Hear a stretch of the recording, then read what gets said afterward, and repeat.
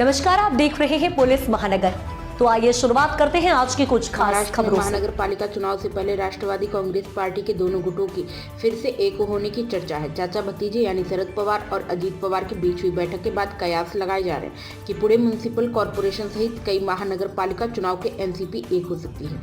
इस बीच अजीत पवार गुट ने बड़ी शर्त रख दी है। अजीत पवार के विधायक अनिल पाटिल का कहना है कि अगर एनसीपी के दोनों पक्ष साथ आ भी जाते हैं तो भी पुणे, जलगांव और धुले में होने वाले चुनाव घड़ी पर ही लड़े जाएं। दरअसल पिंपरी चिंचवड़ में एनसीपी के दोनों धड़ों के बीच अहम हुई है। अजीत पवार और भतीजे रोहित पवार के बीच बातचीत के बाद से सियासी हलचल तेज है। बता दें, रोहित पवार कर्जत जामखेड़ से शरद पवार गुट के विधायक हैं। इस बैठक में शरद पवार गुट के सांसद अमोल कोल्हे भी शामिल थे। बताया जा रहा है कि इस मीटिंग में चुनावी रणनीति और संभावनाओं पर चर्चा हुई। सूत्रों की माने तो अगर पिंपरी चिंचवड़ में अजीत पवार और शरद पवार एक साथ चुनाव लड़ते हैं तो सीटों के बंटवारे पर अंतिम फैसला लेना जरूरी होगा।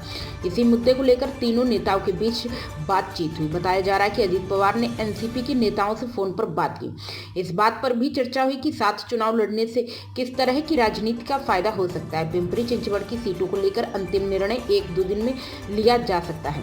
शरद पवार की अविवादित एनसीपी के जमाने से उनके रहे समर्थक चाहते हैं वे एक बार फिर से एनसीपी को पूरी मजबूती के साथ देख सकें।